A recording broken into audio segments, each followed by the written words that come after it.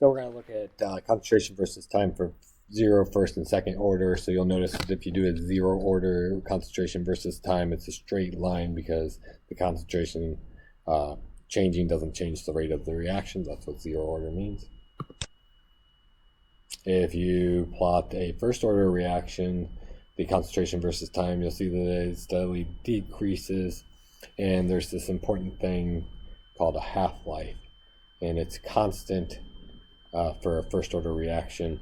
So this is how nuclear decay works, and it has a constant half-life. So after some time, half of it's going to go away. So I go from 0.2 to 0.1, and that took about 40 seconds.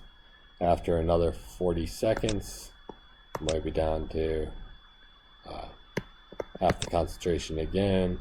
After another 40 seconds, I'm down to half the concentration. So if I have a reaction versus time, and it kind of looks like this, and it has a constant half-life, then I know it's first order. Or we'll show other ways to plot it so that you can figure that out easily.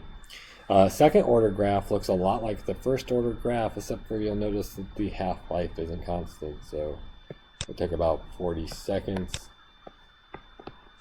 to get to half, and then after another 40 seconds, it should be down to 0.05 if it was first order, but it's not, so that means it's second order. So there's not a constant half-life. So another way we can figure out the graphs is we can plot the initial rate against concentration of the reaction. So we do different concentrations, we figure out the rate at the very beginning. If it's zero order, you're going to see that it doesn't change because it's zero order. If it's first order, you're going to see a steady increase, and it's going to give you a straight line. And then if it's second order, it's going to continuously increase.